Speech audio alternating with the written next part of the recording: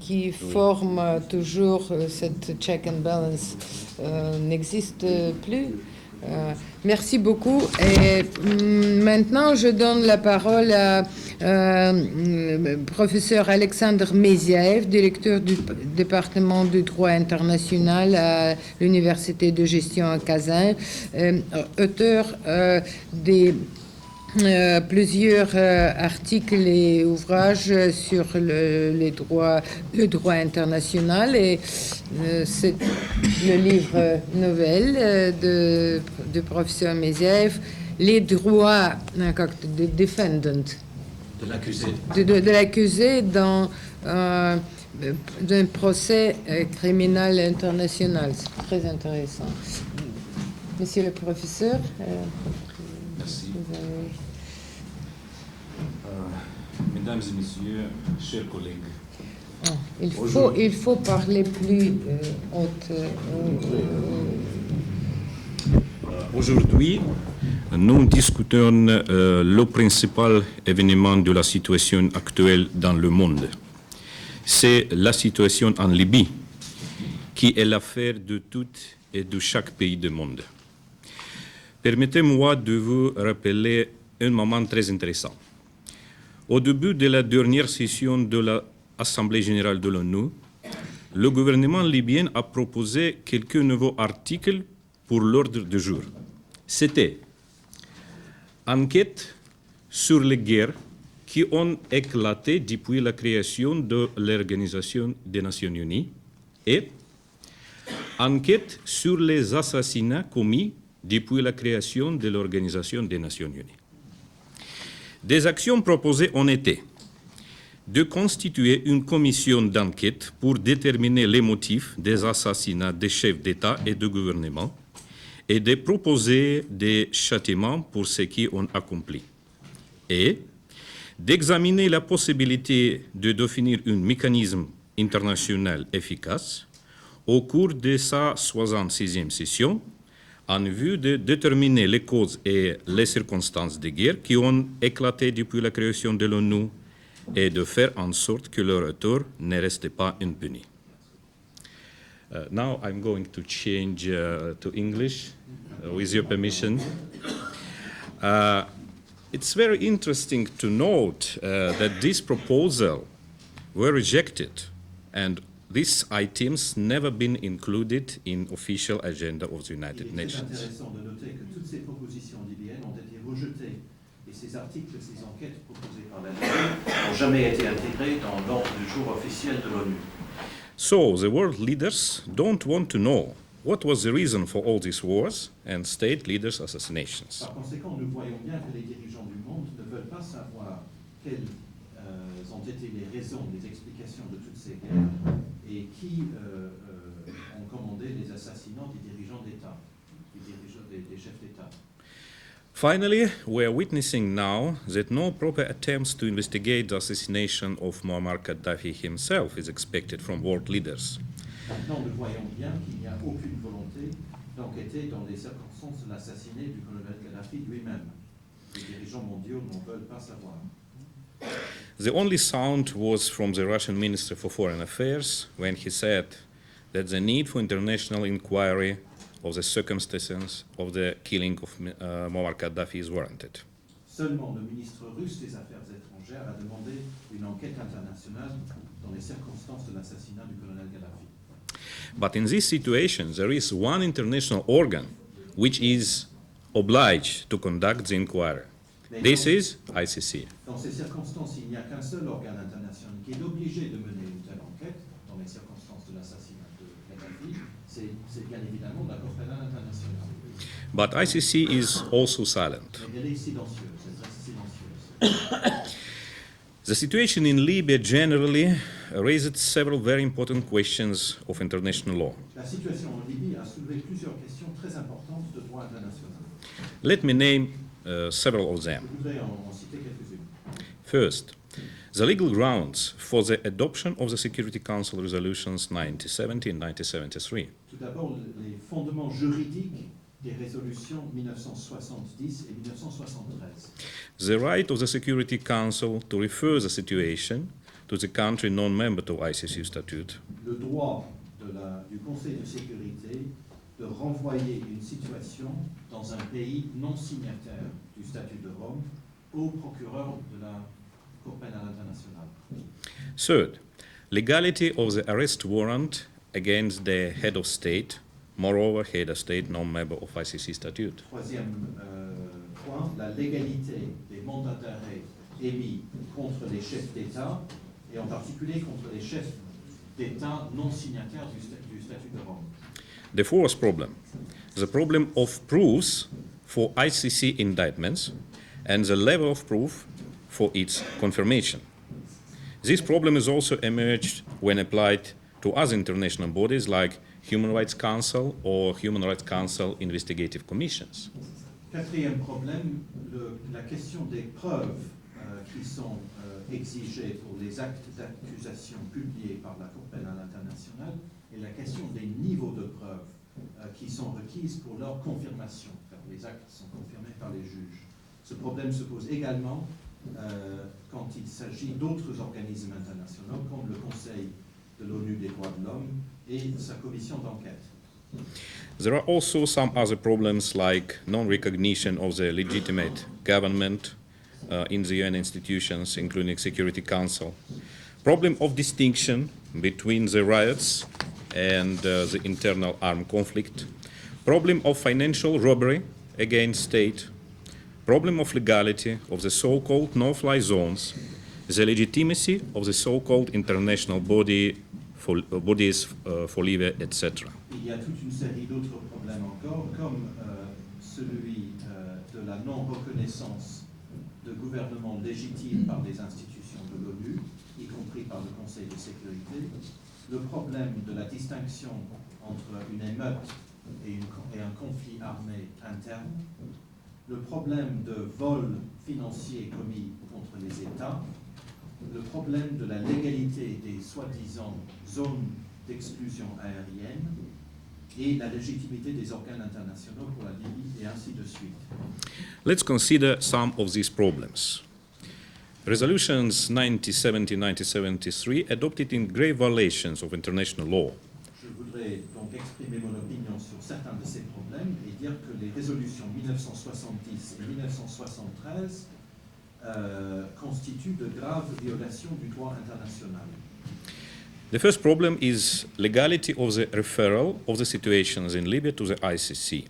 Le premier problème concerne la légalité du renvoi de la situation en Libye à la Cour pénale internationale. To date, we have two referred cases to ICC. This is Sudan situation and Libya situation. Jusqu'à présent, deux situations ont été renvoyées à la CPI par le Conseil de sécurité, la situation au Soudan et la situation en Libye.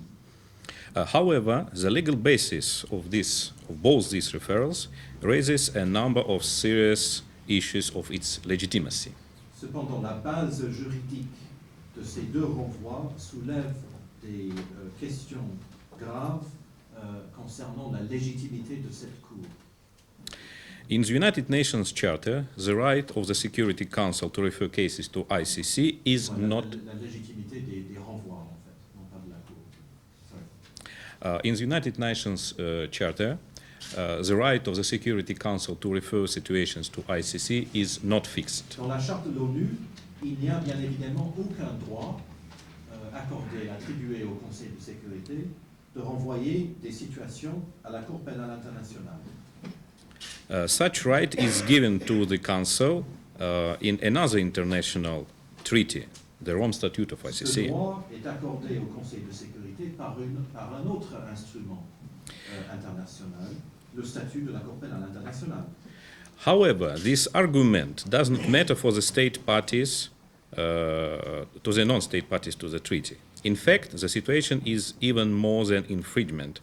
It is simply absurd.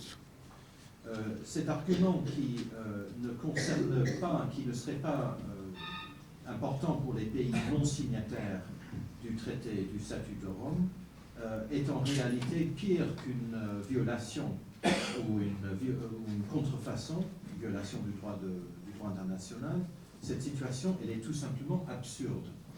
Look what happened. The countries which are not state parties to the international agreement, US, Russia, and China, referred the situation to the ICC in respect to a state not party to the same treaty. Regardez ce qui s'est passé. Vous avez plusieurs États non signataires qui ne sont pas des États partis à un accord international, les États-Unis, la Russie, la Chine, qui renvoient une situation à la Cour pénale internationale dans un État qui, lui non plus, n'est pas un État parti du statut de Rome.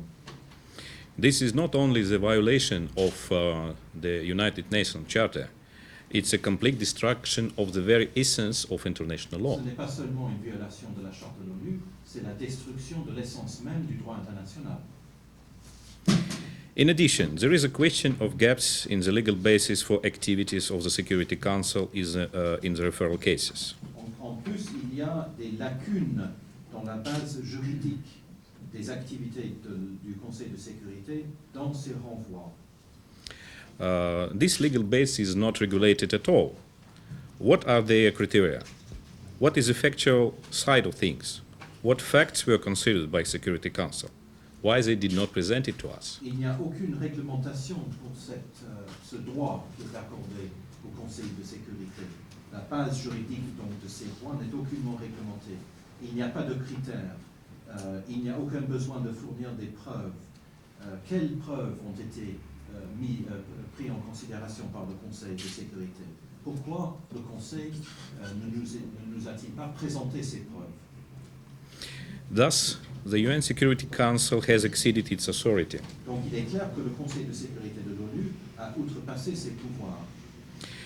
Execution shall be compulsory only for those resolutions that were adopted under authority of the United Nations Charter. Donc les résolutions du Conseil de sécurité ne sont obligatoires que si elles sont adoptées selon les compétences dont jouisse le Conseil directement dans la charte de l'ONU. The second question I would like to draw your attention is the legality of course of actions of the ICC after the assassination of Muammar Gaddafi. Ensuite, je voudrais attirer votre attention sur la légalité des actes de la Cour pénale internationale suite à l'assassinat du colonel Gaddafi. If we ask ourselves, what is the most unreasonable behavior of ICC after this assassination? Quel serait le comportement le plus déraisonnable de la Cour pénale internationale suite à cet assassinat? And this is the silence about the case prosecutor against Gaddafi. Ce serait le silence sur l'affaire procureur contre Gaddafi. This silence sounds so unreasonable that raises questions about ability of ICC to act according to the law. Ce silence est si déraisonnable qu'il semble que la CPI est incapable d'agir selon la loi. At first look, the termination of the proceedings after the death of the main accused may be considered perfectly correct. À première vue, il semble tout à fait correct de terminer la procédure suite au décès de l'accusé. But the accused not died from natural causes. Mais l'accusé n'est pas mort de cause naturelle.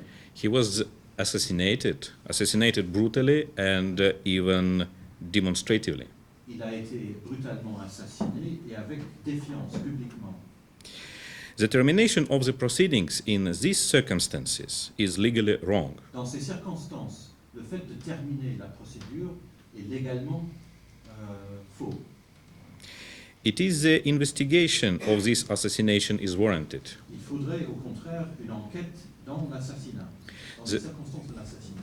There are several legal bases for it. For example, to initiate the contempt proceedings. Il y a plusieurs bases légales pour une telle enquête, y compris l'outrage à la cour. Because the people who killed the main accused of ICC, of course, interfere with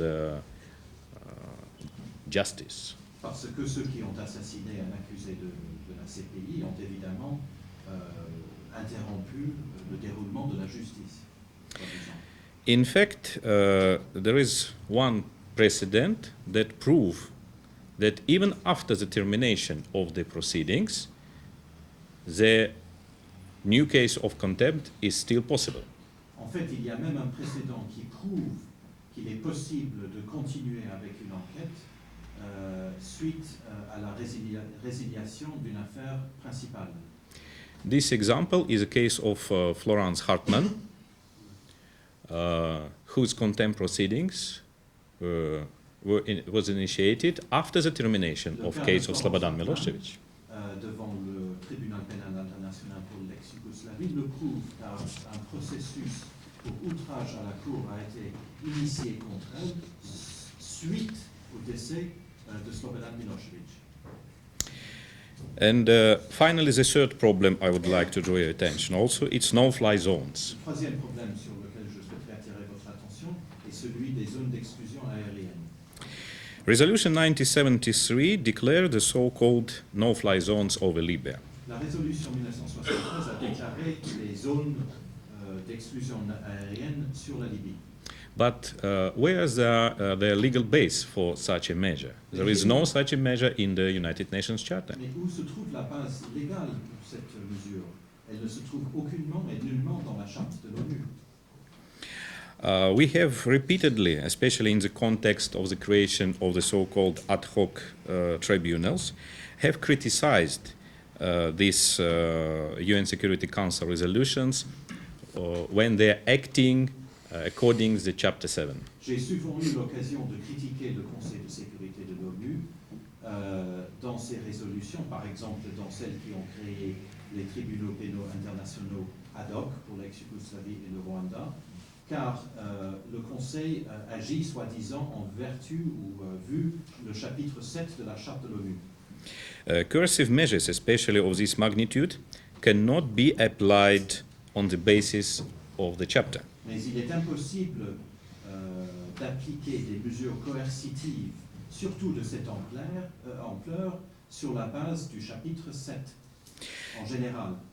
They can be applied on the basis of specific articles. On ne peut voter And de telles mesures coercitives que sur la base d'articles spécifiques, or even paragraph of the ou même articles. sur la base de paragraphes spécifiques du chapitre.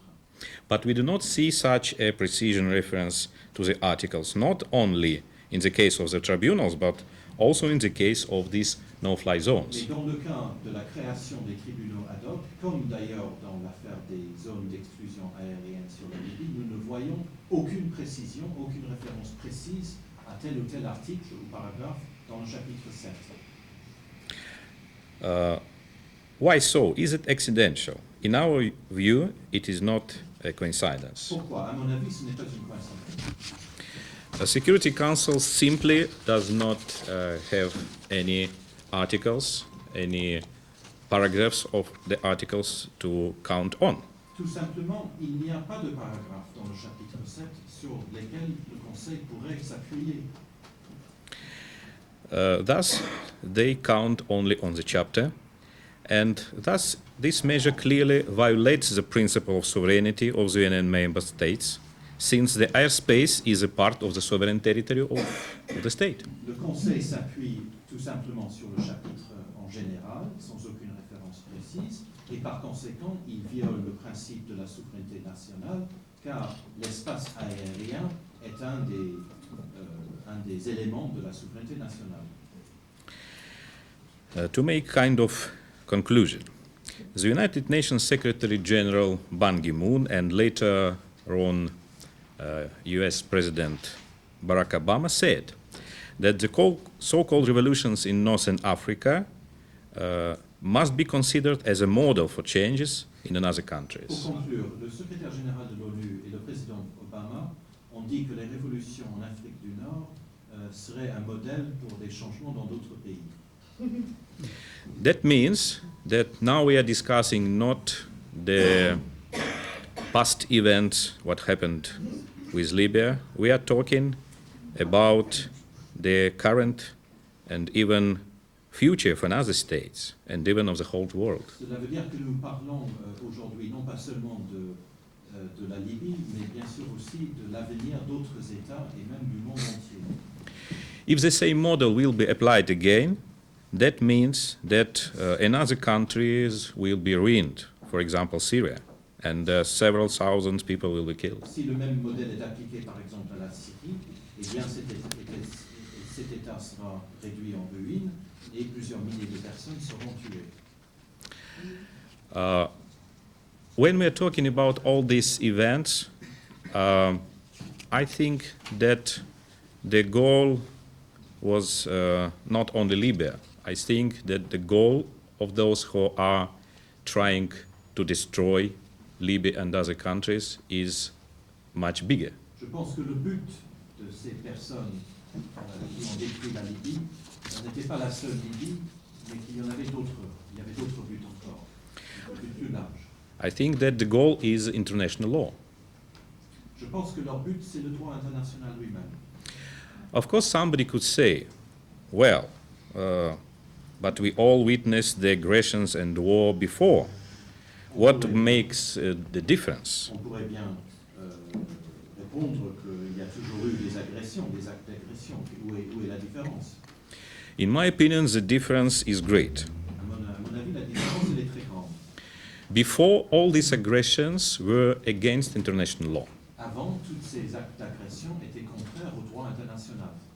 Many of wars were committed without even raising this matter before the United Nations organs, because these states who are waging this war clearly understand that they will receive the opposition. Plusieurs guerres ont été initiées sans aucune référence à l'ONU, car les États belligérants ont très bien compris qu'il n'y avait aucune base légale pour leurs actes. And now we are witnessing the criminal actions consecrated by the United Nations itself, its organs and international tribunals. Maintenant, nous assistons à des actes criminels qui sont légalisés par l'Organisation des Nations Unies et par leurs organes.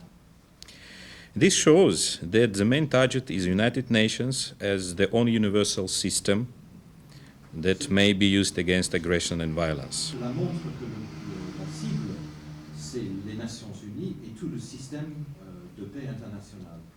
Now we are witnessing the radical change of the essence of international law, from progressive international law to regressive international law. Nous assistons à une transformation du droit international. Avant, il y avait un droit international progressiste. Maintenant, il est devenu régressif. And probably even repressive international Et law, même répressif, like it was in the colonial time. comme cela a été dans l'époque coloniale. I thank you for your attention. Merci beaucoup.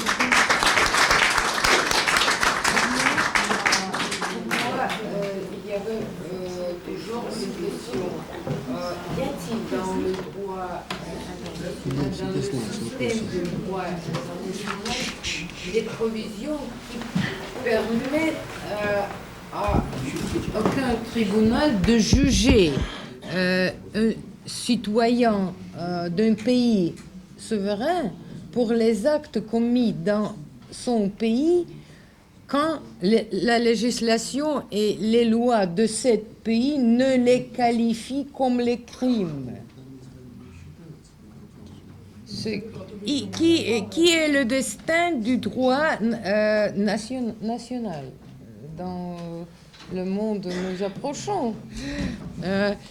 Et aujourd'hui, je donne la parole au professeur Reinhard Merkel, professeur de droit à l'Université de Hambourg, Allemagne. Merci beaucoup. Non, ça... Что у нас тут? Ça marche? Okay.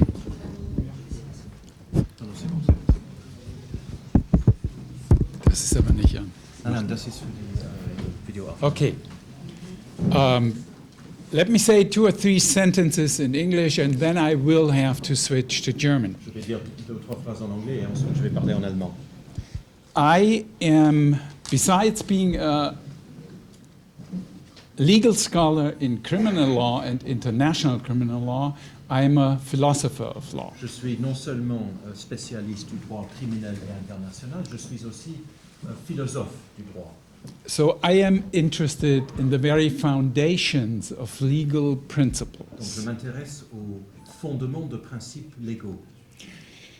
And what I will try to do is investigate some of the important foundations that were claimed by NATO when they made the intervention in Libya. Donc je voudrais enquêter sur les fondements juridiques dont l'OTAN s'est réclamé pour justifier son intervention en Libye.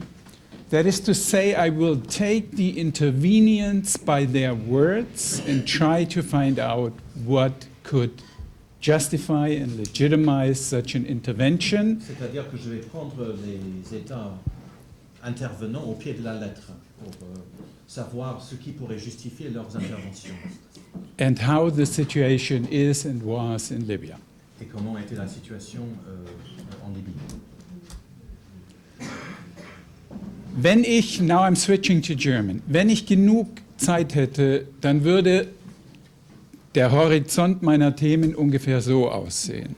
Si j'avais le temps, l'horizon de mes propos serait comme ceci.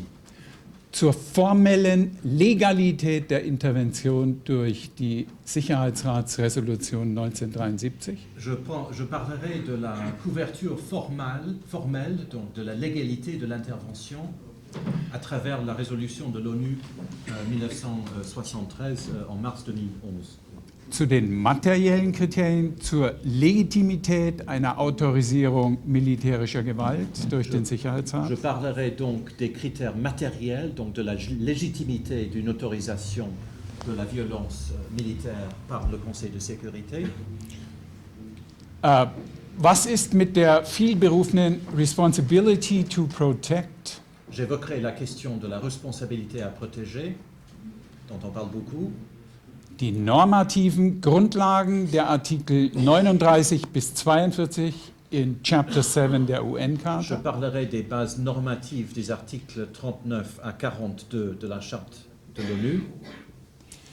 Und dann die Frage nach den prinzipiellen Grenzen einer Autorisierung militärischer Gewalt. Et ensuite, j'évoquerai les limites de principes juridiques pour l'autorisation de la violence militaire. Zwei kommen dafür in Frage. Die Souveränität des Target State der Intervention. Il y a deux choses qui sont donc mises en question par ces éléments. Donc, d'une part, la souveraineté de l'État qui est la cible de l'intervention. Und die Schutzrechte unbeteiligter Dritter. Menschen, die nicht am Konflikt selbst beteiligt sind, aber betroffen werden von der Gewalt. Et le droit à la protection pour les tiers qui ne participent pas à la guerre, par exemple les personnes qui en sont les victimes. Und dann würde ich die Kriterien, die man so erarbeiten kann, auf die Situation in Libyen vor Beginn der Intervention projizieren. Je parlerai donc des critères de la situation telle qu'elle a existé en Libye avant l'intervention. Die Frage stellen nach dem Prinzip der Collective Security, nach der UN-Charta. Il faudrait parler donc du principe de la sécurité collective selon la charte de l'ONU. Die grundlegende, legitimationstheoretische Bedeutung dieses Prinzips. Donc la signification en termes de légitimation de base de ce système de sécurité collective. Und die Verletzung des Prinzips durch die Resolution Et 1973. comment ce principe a été violé par la résolution 1973. Und schließlich ein Ausblick mit Et Fragezeichen. voilà, je vais terminer avec une perspective et un point d'interrogation. Vieles von dem werde ich überspringen müssen, Je serai obligé de sauter sur beaucoup de ces thèmes puisqu'il n'y a pas de temps. aber ein paar Sätze zur formellen Legalität durch die Je voudrais Resolution dire deux phrases sur 1973. la légalité formelle de la résolution. Ziffer 4 der Resolution autorisierte alle Staaten, able and willing, alle erforderlichen Maßnahmen zu ergreifen, um Zivilisten in Libyen zu schützen. Alinéa 4 de la résolution a autorisé tous les États qui étaient capables et qui avaient la volonté de participer d'utiliser tous les moyens nécessaires pour protéger la population civile et pour protéger les zones de la Libye peuplées de civils. Das schloss Angriffe nicht aus, deren Motiv auch auf den Sturz Gaddafis zielte. Donc cela n'a pas exclu des attaques qui auraient eu comme motivation le renversement de Gaddafi. Wenn sie nur außerdem zum Schutz von Zivilisten geeignet und bestimmt waren. Si ces attaques étaient accessoirement dirigées vers la protection des civils. Allerdings durfte das zusätzliche Motiv des Regimewechsels nicht mit selbstständigen Gewaltmitteln verfolgt werden. Le but d'un changement de régime ne devait pas être poursuivi avec la violence, avec des moyens de violence indépendants. Das geschah in Libyen von Anfang an. Mais cela a bien eu lieu en Libye depuis le départ, dès le départ. Darüber hinaus hat die NATO noch nach dem Fall von Tripolis und der offensichtlichen Entmachtung Gaddafis Städte wie Sirte und Bani Walid weiter bombardiert. L'OTAN a bombardé des villes comme Sirte et Bani Walid pendant des semaines, bien après le désarmement de Gaddafi. Et bien après le désarmement de Gaddafi et bien après la chute de Tripoli. Und den Beschuss durch die Rebellen unterstützt mit der Folge tausender ziviler Opfer. Et l'OTAN a continué à soutenir les rebelles avec la conséquence qu'il y a eu des milliers de victimes civiles. Damit hat sie das legalisierte Ziel des Schutzes der Zivilbevölkerung dem nicht legalisierten des Regime Change umstandslos geopfert. Par conséquent, le but légalisé de protection de la population civile a été sans aucune réserve sacrifié au but non légalisé de changement de régime. Sirte am Ende des Krieges. Par exemple, voilà la ville de Sirte à la fin de la guerre. It says Gaddafi's hometown Sirte blasted into the dark ages. Le haut titre dit la ville natale de Gaddafi a été bombardée dans l'âge de pierre. One of Libya's most modern towns, Sirte, has been blasted to Une smithereens. des villes les plus modernes de la Libye a été réduite en ruine. Oder, this is a quotation, they are bombing us and women and children are dying, said an elderly woman wrapping her shroud to hide her face. Voilà, donc une citation d'un âgé qui dit qu'il nous bombarde et les enfants et les femmes sont en train de mourir. These are British newspapers, sont des just to journaux underline britanniques. that. And it says down there, rebel fighters manning rows of rocket launchers said they knew they were fighting civilians, but that Sirte's residents had chosen Les to die. rebelles qui tiraient donc sur la ville ont bien avoué qu'ils savaient qu'ils combattaient des civils, mais que les résidents de Sirte avaient, soi-disant, choisi de mourir. Die wochenlange Unterstützung solcher Angriffe überschritt klar die Grenzen der autorisierten Gewalt. Auch nach dem positiven Völkerrecht war sie illegal. Les bombardements, le soutien massif qui a duré des semaines, le soutien massif de ces attaques a très évidemment outrepassé les limites de la violence qui avait été autorisée. Même selon le droit positif international, ces attaques étaient illégales.